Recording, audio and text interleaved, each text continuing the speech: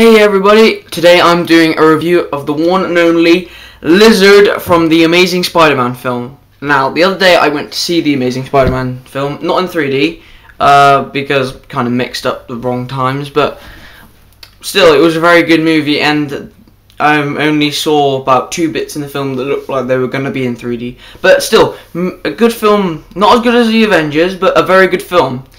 And I thought the villain in it, like the Lizard, that I'm just doing a review of now, I thought he was probably a very good villain to do. And yeah, I hope they're going to make another one. So let's just get onto the figure now. This figure is amazing. It's the Marvel Select Lizard, and I think it's amazing. The detail on it is superb. Absolutely amazing. There's no place on the figure which I think needed more detail. Seriously. I only have one bug about this figure, and I'll show you in a minute.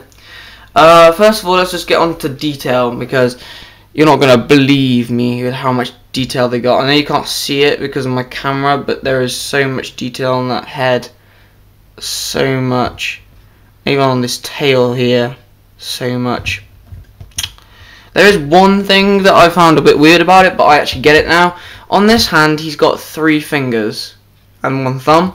And on this hand, he's got 4 fingers and 1 thumb. It's because on the movie he lost his arm, so he tried to grow it back. So obviously, only for a lizard they only have 3 claws, I think. So it kind of makes sense as he grew it back with 3 claws. But still, yes, a very cool figure nonetheless. And you can get him into some really good poses.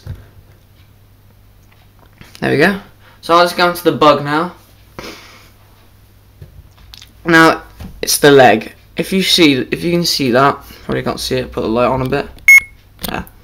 If you can see it, there's like a joint here, and it's connected completely to this leg joint, so it can only go up like that, and that's stupid.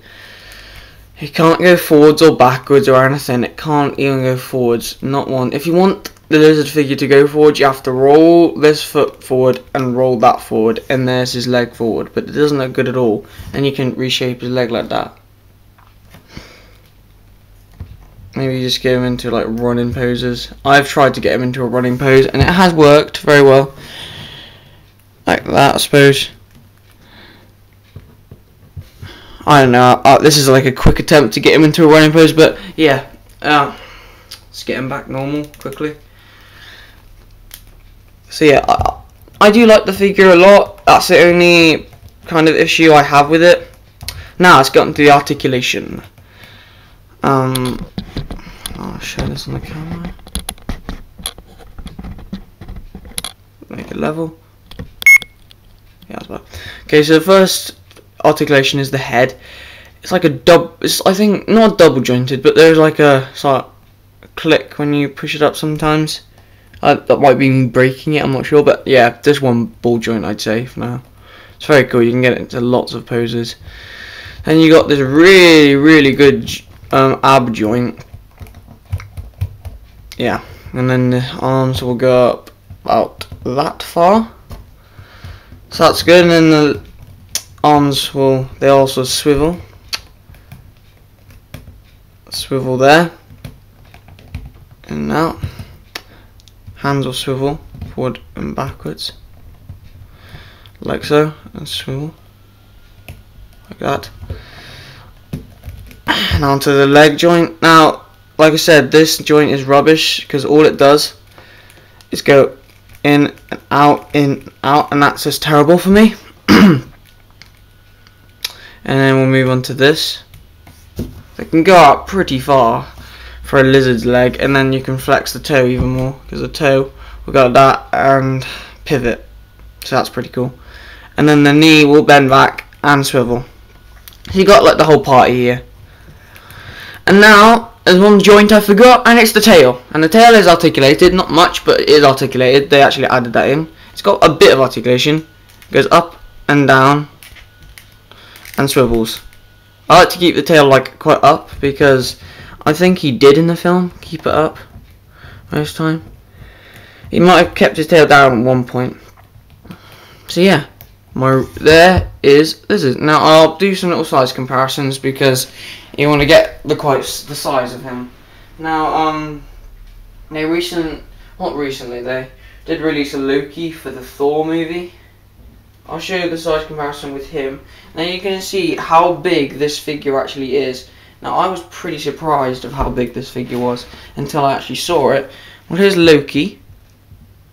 Now it might not look so big from there, but if I can put the camera back and show you, and it still doesn't look that big, but it is a very big figure. Let's move him to the side, maybe that'll show you a bit more size. He's very big. Loki doesn't look that big because he's got his big cape and horns and everything, but he is huge lizard. He's very big. I'll put a size comparison with some old Marvel Select figures like Thing and Abomination, because I've got them with me right now. So I'll quickly show them. So here's Thing. Just get him right. There we go. The Thing. Now, if you look at it, like I said, the Thing isn't much. It's like the same height. Thing's just like, you know, more big and bulkier. But the lizard is huge. Well, yeah, that's about it for my review. Thanks for listening and thanks for watching my lizard review. Now, like I said, I think this figure is well worth buying. It's well worth buying if you just want to display him, because even though he doesn't have very good leg articulation, his legs, you can pose him in so many different places. So he will work very well with every figure you've got. And it will, you know, there is a Marvel Select Spider-Man out there, and I'll probably get that to display him with. So yeah, thanks for watching, guys, and I'll be in tune with a new review soon.